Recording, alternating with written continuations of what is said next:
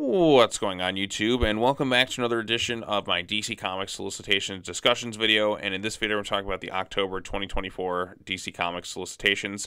I realize I am over a week late on posting this video, but I figured, you know what, I haven't talked about it, might as well get it out there. And plus, we just had like San Diego Comic-Con this weekend, and a lot of DC titles got announcements as well. So you can kind of like, there's things that aren't referenced in this article that are there. For instance, Rambee's going to be writing a New Gods title, and Mark Waid is going to be doing a new Justice League Unlimited title. So Justice League are getting a new book, and we're also getting a New Gods one. So I've been saying it for a while. We definitely need a Justice League book, and Mark Waid's going to be writing that, and Dan Mora is going to be on the art for that one, which is a fantastic pairing right there. Dan Mora, I think, is the best artist at DC Comics right now. He's also going to be taking over art on the main Superman title, which I'm cool with, but at the same time, I really liked what Jamal Campbell was doing as well. But having Dan Mora like do more than one book a month, I think is still like, I mean, he doesn't miss as an artist. So like the more Dan Mora stuff, the better. But anyways, let's quickly go through these solicitations. It's basically the era of like the Absolute Universe coming in. So we're not gonna have like our little like, I guess, Ultimate Universe DC. We're getting like Absolute Batman, Absolute Superman, Absolute Wonder Woman, the Batman who lifts, as he's been dubbed, the Batman who does massive amounts of steroids. But anyway, so Absolute Power number 4. We have this one right here. As the last remaining Resistance fighters fight tooth and nail on the bloody island of Gamora, Batman and Superman find themselves at bitter odds. Amanda Waller has come too far to give up now. It's time to call in the reinforcements from beyond the multiversal veil. The fate of our heroes and the future of the universe before we change this shocking grand finale to the Absolute Power saga from ashes. Justice is reborn. Okay, the reforming of the Justice League, most likely. And then we have DC All-In Special number 1. This is by Scott Snyder and Joshua Williamson, because, of course, we're kind of starting a new era. Following the events of DC's blockbuster storyline, Absolute Power, the heroes of the core DC universe have fought against the deep divisions of the world around them to usher in a new era of unity, and it's just in time, too, because Darkseid has returned. Superman must gather every hero on Earth to hold the line up against a very different version of the Lord of Apocalypse as they raise our cosmic defenses and prepare for war. And when the first blows land, the shockwaves will ripple into every series in the DCU and shake the nature of their reality to its core. So DC is basically going through some major changes, like the whole all-in Absolute era is kind of beginning post like this stuff, kind of like how they had New 52 Rebirth. Let's keep reading. But little do they know the greater threat is still to come, for there is another Earth, the Absolute Universe. Here, DC's biggest icons are coming of age with fewer advantages and facing greater opposition than ever before, while miraculously retaining the immutable heroism that has inspired fans for decades. But can they really protect the light that shines inside them when the world in which they live is hurtling towards a terrible destiny? So, yeah, so we're going to get the Absolute Universe now, which is kind of this alternate world of sorts. Like I said, kind of Ultimate Universe, similar to Marvel, I guess. And yeah, so All-In's going to have Prime Earth, and then we have like the Absolute Earth. So we have Batman right here looking jacked as hell. I mean, this man is just ingesting roids like crazy. I mean, look at those thunder thighs, man. Jesus, like he does not skip leg day. Without the mansion, without the money, without the butler, what is left is the absolute Dark Knight.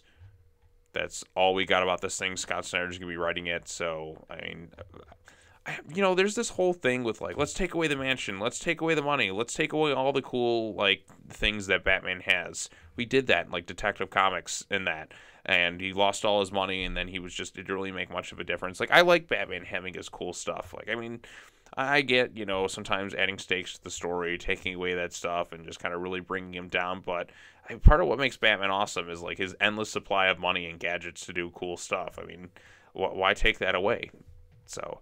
But anyway, so then we have Absolute Superman number 1. Already, I'm kind of iffy on this one. Without the fortress, without the family, without a home, what is left? Okay, these are just, what is the absolute this? Then we have Absolute Wonder Woman by Kelly Thompson. Without the Island Paradise with us, without Mission of Peace, what's left? Okay, so just like talking about absolute whatever. Then we have Batman 153. I should also mention that a lot of creative teams are changing in October. I know Nightwing's getting new creative, Detective Comics is, Batman and Robin, which I'm really looking forward to that new creative team. Green Arrow, and Titans, thankfully, is getting a new creative team. So a lot of books are like Catwoman's changing. I think Harley Quinn was changing too, maybe, or whatnot. So a lot of books are basically changing creators, which they definitely need to do. They kind of need to relaunch some things, start a new era of stories, and hopefully give some good ones. So, Batman 153, Chip Zdarsky and Jorge Jimenez. I'm kind of bummed Zdarsky is sticking around in this book because his run has just not been the best. But maybe with this new kind of fresh restart, he can tell some really good stories, hopefully, because Failsafe and all that just wasn't the best. But I guess you can kind of just jump in at this point, like post the absolute event. It's like, okay, fresh starts for everyone. You don't have to really read necessarily all the other stuff. Let's kind of get back to basics. So Batman is back with a vengeance, and Bruce Wayne's new public initiatives have Gotham on the verge of finally becoming a great city. Does that bright future include the Riddler, who's seemingly gone legit, or the new unnerving hero, Commander Starr? And can Gotham survive the shocking murder of one of its greatest citizens? Only time will tell. The dying city starts here with a case that only Batman can solve, but the answers may unravel in his world and all of Gotham. Okay, back to basics. Oh, Batman 154, also written by Chip Zdarsky. Murder has rocked the heart of Gotham. Batman and Jim Gordon will have to piece together the clues and discover the truth, no matter how dark. Has the Riddler really gone legit? Is the Court of Owls involved? Meanwhile, public sentiment is turning against Wayne Enterprises' public initiatives, with new hero Commander Starr sowing the seeds of discontent. Then we have Superman right here by Williamson. Lois Lane getting powers again. Superman, number 19. Joshua Williamson, art and cover by Dan Wara. Fantastic artist on this thing. Looking forward to seeing what he brings to the table, which is going to be good. I mean, look at World's Finest. Superman and Superwoman must deal with the return of the rampaging Doomsday. And wait, Superwoman, after the events of Absolute Power, Lois Lane has new powers, but how long can they last? And waiting in the shadows, one of Superman's greatest enemies, the Time Trapper. Jump on to a new exciting story arc that will shape the future of Superman. Looking forward to that one. Wonder Woman, number 14. Tom King, Daniel St. Pierre. Daniel St. Pierre, really talented artist. With the tide of the war against the sovereign turning, Wonder Woman's greatest love takes matters into its own hands with deadly consequence. Could Steve's end be the beginning of Diana's greatest adventure yet? Behold the birth of Trinity. That's right, Steve Trevor, we're just going to kill you off. For reasons. Wonder Woman Uncovered, written by Ivan Cohen, art by numerous different people. A sensational one-shot serving the amazing Amazon's most eye-catching covers. Okay, that's just a cover issue. Action Comics 1070. So Mark Waid is going to be jumping on Action Comics on top of writing Justice League and this whole Absolute Power thing. Hopefully, this Action Comics stuff is pretty good. Mariko Tamaki, Detective Comics was kind of iffy, but it was better than in some ways than what's going on now. But a lot of that had to do with Dan Moore's artwork too. So we'll see how it goes with this new creative team. So I hope Action Comics is good. I'm going to give it a chance. An otherworldly horror tearing its way through Metropolis has emerged from the Phantom Zone. Something's wrong in the zone. Something terrible, and Superman must enter alone to find out what. From the pages of Absolute Power and Batman Superman World's Finest comes a new action epic unlike any you've seen before from the visionary creative team of Mark Waid and Clayton Henry. Plus, the one tomorrow is here today. Supergirl special. Mariko Tamaki and Skylar Partridge return to Ring Car to the furthest reaches of space in pursuit of a mysterious threat that only she can handle. You know, I think I have hopes for Action Comics to be pretty good. Again, same creative teams right here. Investigating the Eternal Prison created by his father, Superman finds himself helpless before the dreaded Phantom King. But what surprise reveal is in store for him? A clue lies in Superman's teenage years. So are we doing like twice a month for October? So this is right here. This says October 9th. Yeah, like back-to-back weeks. Huh. That's odd. Oh, plus Supergirl finds her challenge. She comes face with the Judge of the United Planets. Okay. I'm kind of surprised they're doing 2 issues in a month. Oh, 3 issues in a month. Wow, are we just doing like a 4-issue miniseries or whatnot? Like they're kind of cramming this stuff in. Action Comics number 1072, written by Mark Waid and Mariko Tamaki. The secret history of one of Superman's oldest friends, Mon-El, is revealed, and his deadly connection to Zadu, the Phantom King, leaves Superman speechless. The Man of Steel's mission into the corrupt heart of the zone continues. Its most shocking installment yet of the Action Comics Weekly is the grand villain behind his perilous understanding. Plus, Supergirl finds herself in pursuit of an assassin seeking justice of their own. Action Comics number 1073. Well, they got to catch up to Detective Comics. The Detective Comics used to be like way behind Action Comics in terms of issues, but then they just were like, we're going to have a 12-issue weekly event for reasons. Remember that whole Arkham Tower thing, which didn't really like do very good. So again, same creative team right here. It's a race against time for Superman and Mon-El to prevent the lethal force of Zadu and Aether from converging, but to save the president, the Man of Steel is forced to face the past. It's the dramatic return of Krypton's last son to his homeworld as the Man of Steel. A Man of Tomorrow voyages to the city of yesterday. Plus, Kara meets the being at the center of request. What could they have done to cause the whole universe to unite against them? Find out in the next thrilling chapter of Supergirl. Okay. And then we have Detective Comics number 1090. This one is written by Tom Taylor, art and cover by Michael Janning. So Tom Taylor is going from Nightwing over to Detective Comics. I'm kind of iffy on this because he definitely has a hit or miss type record. I actually would have preferred if he went over to Green Arrow instead of Detective Comics. I figured he probably would have been tired of writing the Bat Family after doing Nightwing for so long. But he's taken over Detective Comics. I hope he does good. It definitely needs a different tone and style than what his Nightwing book was going for, because he has written some good stuff before. Like, I really like Deceased, and there's some great stuff in Injustice that he's written, and even some issues of Detective Comics, like the Batman specials and that he's done, I've actually liked. So I'm hopeful that Detective Comics is pretty good. I think we definitely need just simple cases and all that, as opposed to just the long, never-ending story with the Orghams that has gone on for like 2 years now. So I'm hopeful for what he brings to the table for it, but I'm still going to be cautious with Detective Comics. But hey, you know what? I'm okay with different right now after just dealing with this never-ending Orgham story for the past 2 years. So, long ago, the murders of Thomas and Martha Wayne changed Gotham forever, but there is something you never knew about the Dark Knight's tragic origin, which has been lying in wait to strike at Batman ever since the Fateful Line Crime Alley. And now, all these years later, this ghost of Gotham's past begins to reveal itself. Is he going to change the Wayne stuff? Because, he did something in Nightwing where it's like, hey, Nightwing, you actually have this sister this whole time. I'm like, nah, I don't think it really needed that. Like, what did it really add? Giving Dick Grayson, like, a half-sister that was like, it didn't do much. Superstars Tom Taylor and team bring Batman to that will rattle the very foundation of the Dark Knight. Things may never be the same again. Well, we'll see. We'll see, Tom. But then again, we have this new creative team for Nightwing.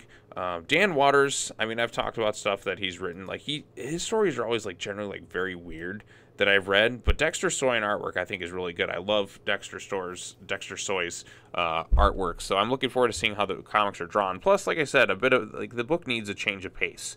So like I hopefully like it's not as out there and kind of weird as some of the stuff that Watters written. And what I mean by that is like it's a lot of like this, I don't know, what dialogue that just you can be reinterpreted. Like somebody goes off like talking like a poet and it's supposed to mean something else, like I guess philosophical or whatnot, whatever you kind of call that. That's just kind of like a lot of how his storylines have been kind of written. I mean, look at Arkham City or the World. You have the Ten-Eyed Man just rambling on, or even the backup in Detective Comics that I just talked about this past week. You have Azrael and that like rambling on and all that stuff. So there's like endless rambling from some of the characters, like, oh, everything means more than what I'm saying, yada yada, blah blah blah. I hope that's not the case. I just want really like a strong Nightwing-driven story. I hope it doesn't get like to that territory of kind of weird and bizarre.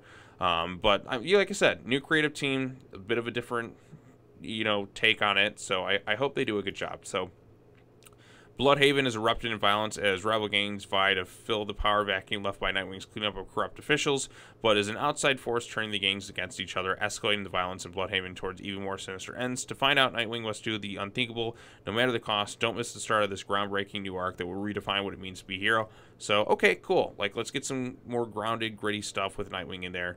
So, I mean, like I said, I'm cautious about it. I hope it does well. Harley Quinn, number 44, new creative team, Elliot Kalan, not familiar, art by Mindy Lee. The big weeks here at DC want me to be a bit clear in this news listed text, so here goes nothing.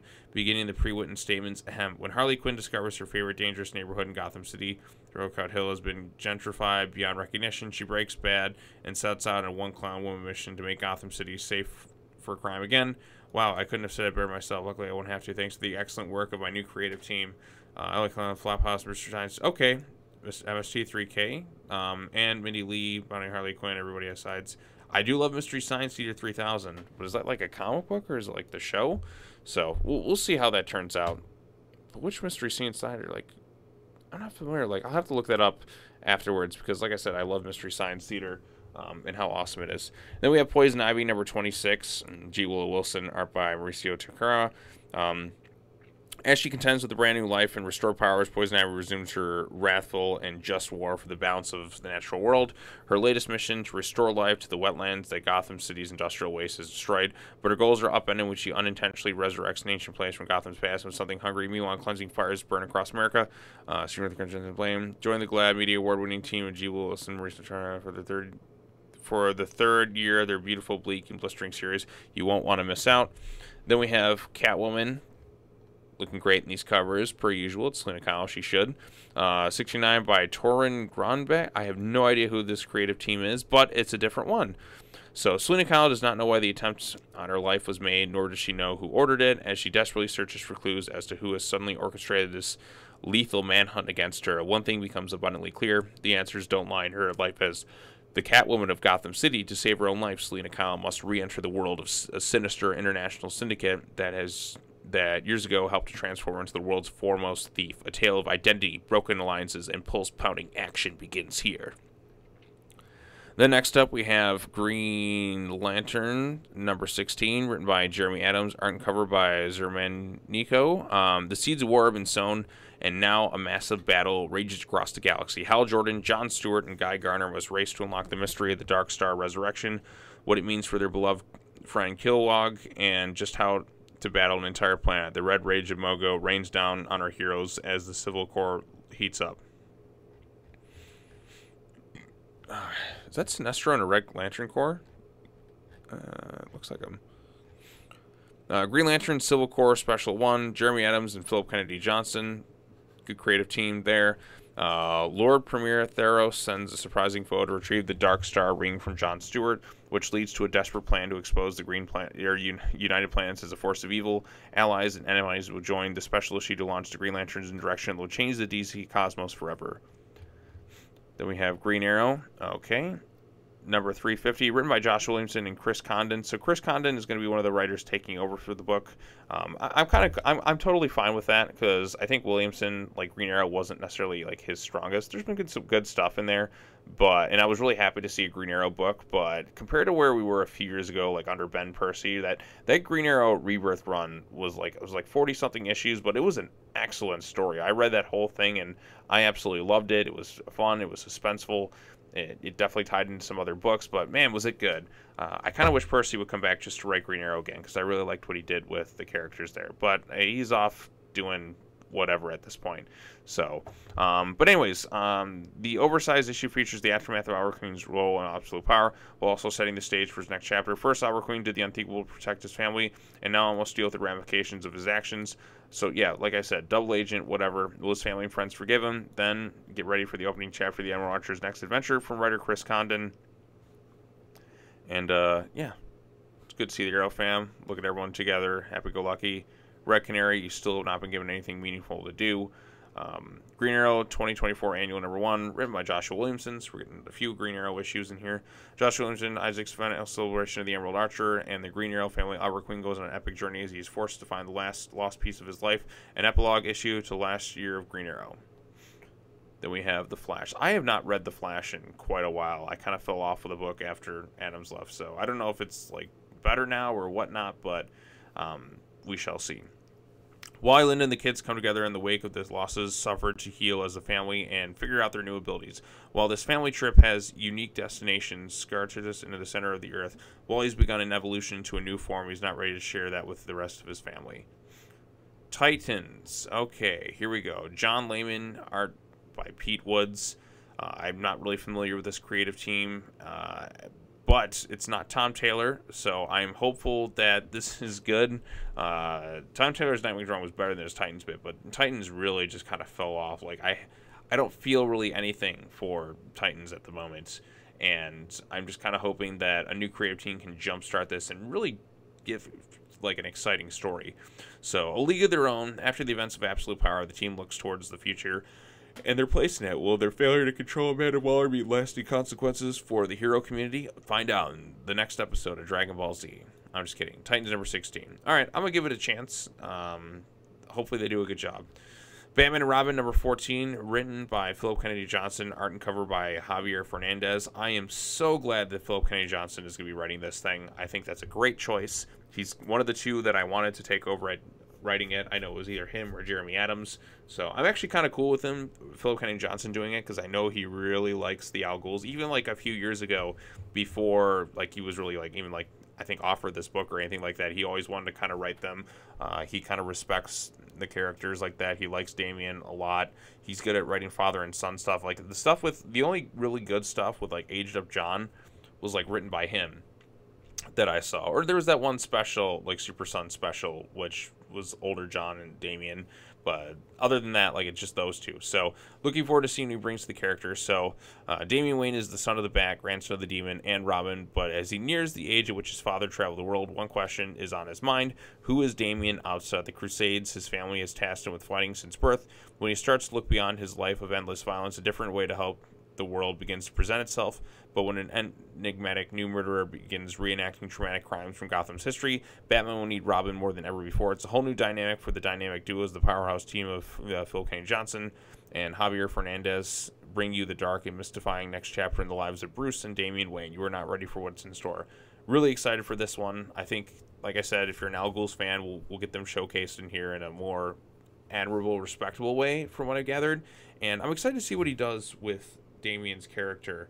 I think, like I said, we'll definitely get some more of that angst that we kind of not been having under Williamson.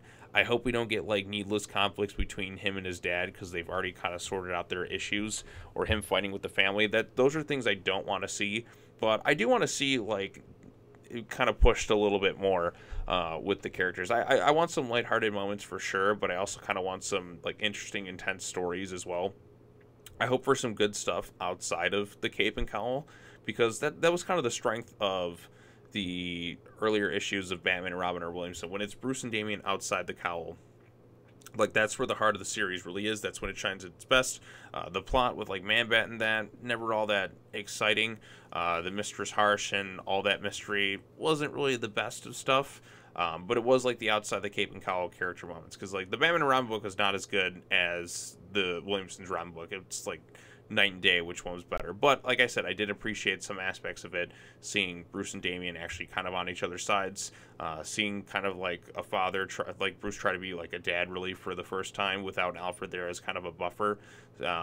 Damian going to school, which is an idea I liked. I think you got to like incorporate that sort of Batman Beyond type approach with it, where it's kind of like where Terry was going to high school, balancing hero life with superhero life. I think that would be a good way to approach it. I don't know what else they're going to do. Is they're going to keep Damian doing in sports and all that as well. I think we should also get moments of him outside the cape and cowl, which is what this sort of thing is like leaning towards. But like, what is it he's going to do? So I'm excited to see this. I'm really looking forward to what Phil Kennedy Johnson does. I really love the Superman War World storyline. I thought that was a really good one. And I think this is a really good creative team for this book. So I'm very happy with that one. So I can't wait till October. Okay, Birds of Prey, number 14, Kelly Thompson, Sam Bassett. The Birds of Prey are back to business. They infiltrate the ninth day, a mysterious corporation the Birds believe has kidnapped people, including one of the groups who their spy on the outside and uncover Cassandra Cain, breaks contact. It'll be up to Oracle back in Big to bust her out. Don't miss the start of this thrilling new arc where the fate of the Amazons rests in the hands of a silent warrior.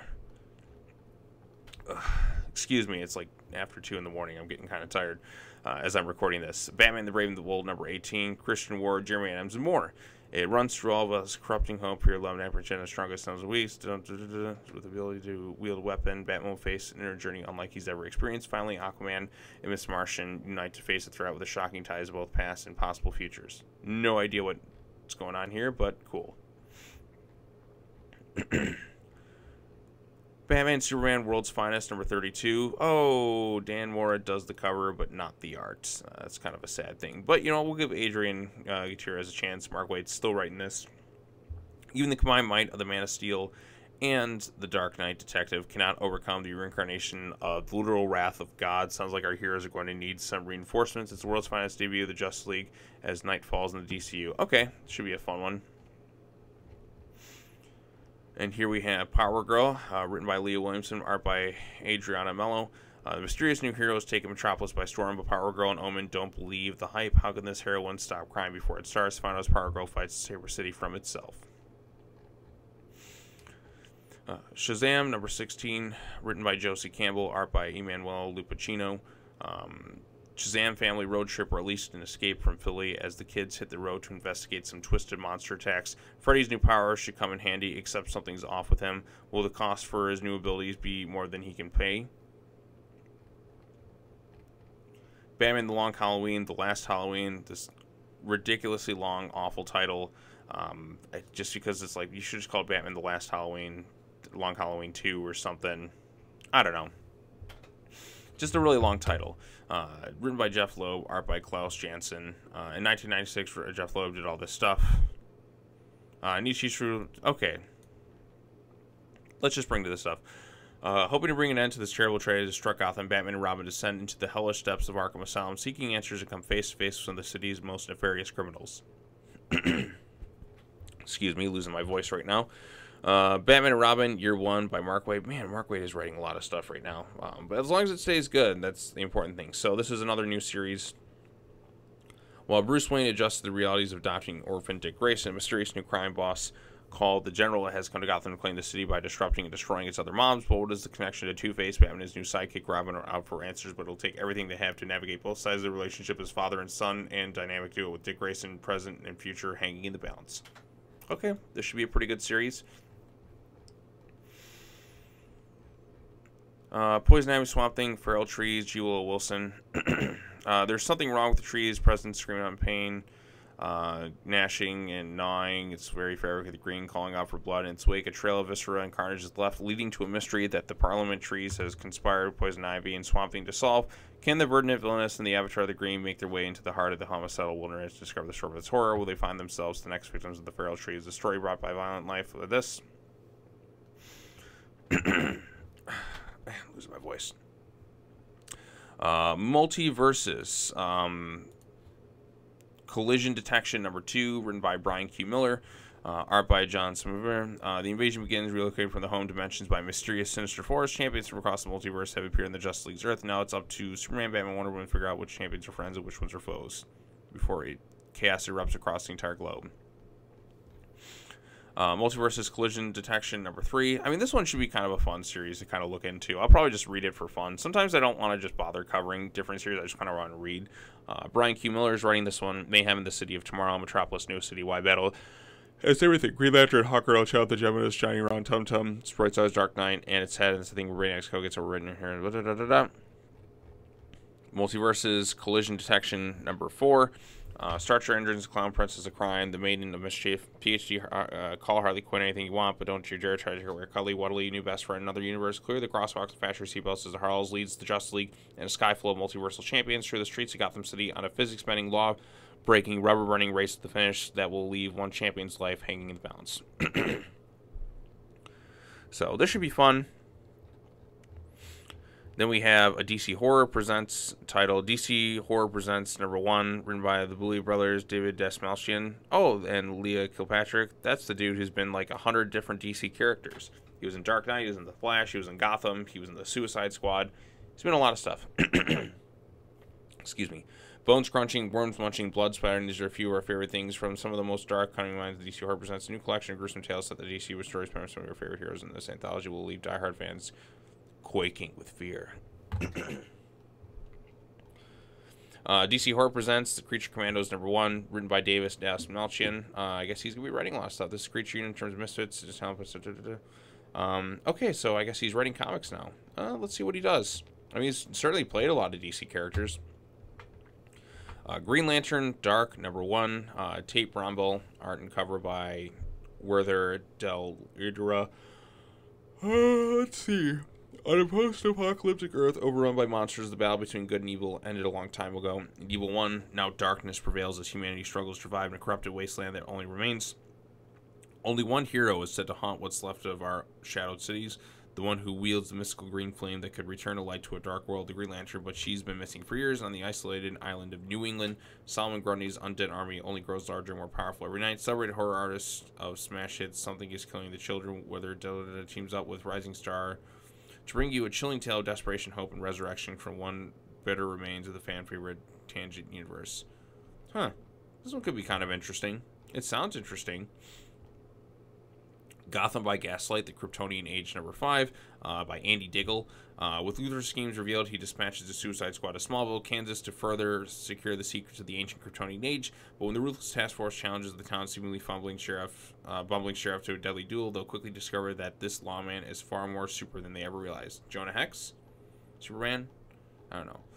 Then we have Dark Side of Steel, All Winter #4 by Jake Stoff and Tom Taylor. I have not read any of this Dark Knights of Steel stuff. So the Snowfalls have your nice Siamese growth figure Slade and Alec battle their way through the frozen badlands in search of the Dark Wizard commands the All-Winter, but even once they manage to secure some semblance of shelter with the truths of their past that emerge, bring them together or tear them apart for good. The backup tale by Dark Knights of Steel, mastermind Tom Taylor, and superstar artist Ricardo Federici, the King of Atlantis will stop at nothing to ensure his legacy, even if it means tearing the surface world apart to find the rightful heir he long thought was dead. Then we have DC vs. Vampires World War V #3, written by Matthew Rosenberg and Tyler Boss. The war between vampires and heroes rages on with the bloody casualties on all sides, but Damian Wayne, the vampire with the mind of a human, remains the most desired prize in the fray. Both Green Arrow and the vampire army seek to put him down for good, and it's starting to look like Damian's days are numbered until a Dark Knight emerges from the shadows and offers an unexpected salvation. And the backup story, written by, illustrated by Tyler Ross, everyone's favorite interdimensional imp, Batmite, pops up into our universe, only learn that side the sad fate of his Bat idol. There's other heroes to worship, though, right? You know, maybe Batmite will like come to Damian's aid and kind of help him through this thing, so that'd be kind of interesting. Batman Full Moon. So a lot of horror-focused stories, obviously October being the best month of the year, at least in my opinion.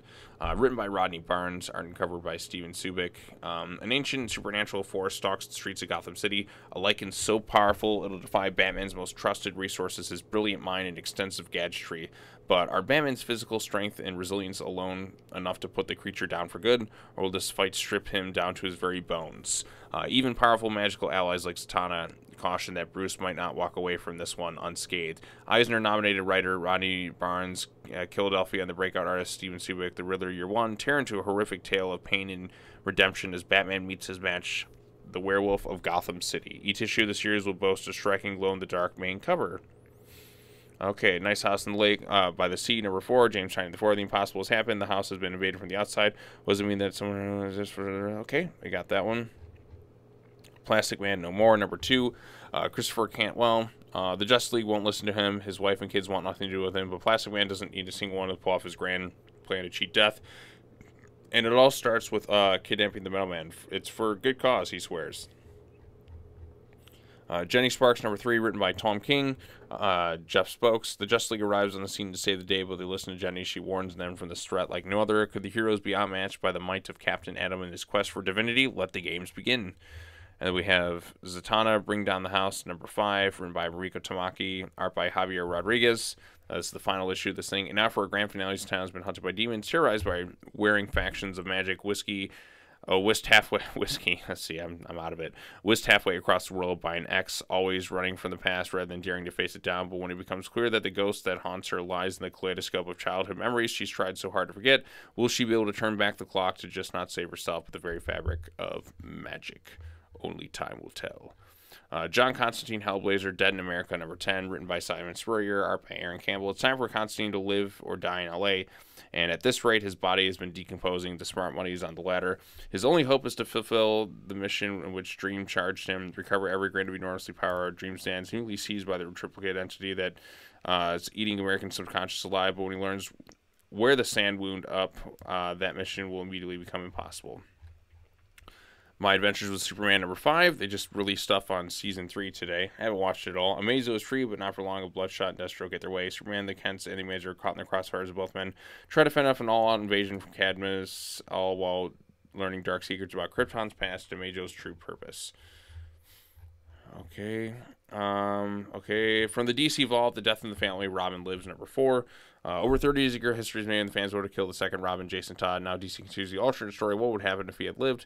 Will Batman be able to bring Robin back from the brink of madness, or will they lose forever? And in losing Jason, will he lose himself as well? The stakes have never been higher as the Joker prepares to unleash an army of mad virus bats on the city. It all comes down to a bullet aimed at the Joker's head with millions of lives and Jason Todd's soul and sanity hanging in the balance. Then we get some Fast Mail editions, Crisis, which, by the way, that Crisis movie trilogy was bad. And then some trade paperback collections. Looks like, oh wait, never mind, the Batman Scooby-Doo Mysteries, #10. When the Mystery Machine gets a flat tire, Batman would love to help, but he's busy solving a rash of antique car thefts in this. Maybe the nice mechanic who opened a shop down the street can pick up Scooby and the gang, and maybe they can figure out what's up with the ghost car plaguing the outskirts of the city while they're at it. Scooby-Doo, Where Are You, #130. I never see this in any of the comic book shops I go to. Scooby and the gang are Scooby and the gang are old hands at pulling masks off phony monsters, but when a werewolf crashes the mayor's fancy costume ball, blending in amongst several other partygoers, how can the gang tell which mask to pull off? They better figure out who's who and quickly before the mayor's party is ruined. Teen Titans Go on TV. This looks like a trade paperback. It starts, where is it? Robin's just a sidekick. His story will be once people produce reality TV stream in action. He can do all, lead a team, decorate a lair. Cake looks like a dangerous weapon. Okay. Okay, we got that. Oh, Santa Claus, Silent Night. Yeah, I remember this thing. This is a fun storyline. And yeah, then it looks like it's just all stuff. Anything else I'm missing? Nope, nope, nope, nope, nope. Just some more of these things. Just keeps going and going and going. More trade paperbacks. More trade paperbacks. More trade paperbacks and everything. Anything else? Okay, and we are done. My goodness, whew. That took a lot out of me. But yeah, so October's coming around. I also, like I said, I know we're getting a New Gods book, and we're also getting, what is it? Justice League Unlimited by Mark Waid. And then, like I said, October is going to be a pretty interesting month for DC. It's definitely going to be a big change of pace for the company because we have the whole Absolute events kind of starting. If those titles, those first 3 issues don't deliver anything worthwhile, then I think Absolute whatever is just going to kind of be a dud. But we shall see, because Scott Snyder's written some really great Batman stuff. I hope he brings something interesting to this new Absolute title. I hope it's an exciting read. And I hope the same for the Superman and Wonder Woman ones, because I want it all to be good. I don't want any of these to be crap. I'd like to be proven wrong with some creatives kind of taking over. Like, come on, show me something worthwhile. Show me something exciting. So that's what I'm looking for. I want it all to be good. I don't want to be reading bad DC comic book stuff. So I want it all to be solid. I want it to be exciting, and that's what I'm kind of hoping for this thing. So Absolute Power as an event as a whole, like I don't care really much for any more events at DC. I think they need to take a big long hiatus from it, and hopefully that'll be the case with Absolute Power ending. I am looking forward to seeing a bunch of new creative teams on a lot of these books. Like I said, Batman and Robin's the big one for me because obviously I really like that series, and Williamson did what he could, but I think it's time for someone else to kind of take over writing for Damian, but somebody who's respectable and actually cares about the character and doesn't want to do like any big major regressing or anything like that. And I think Philip Kennedy Johnson is the perfect writer to take over for this title because, like I said, he loves the Al Ghul family and respects their lineage and has some interesting stories that he's written at DC. So, and even some of the other books, I'm kind of iffy on some of the creatives. At least it's something kind of new and fresh. Like I said, Detective Comics under Taylor. We'll see what he does. I would have preferred if he went to Green Arrow personally, because I think he writes that character well and Black Canary well, as evidenced by like Injustice and some other like Elseworld stories. And he always talked about wanting to write Green Arrow, and I'm like, I should have just had him write that instead of Detective, because he just spent all this time writing Nightwing and other Bat Family stuff. So, but I hope Detective Comics is tonally very different from what Nightwing was, and I hope it's good. But we shall see.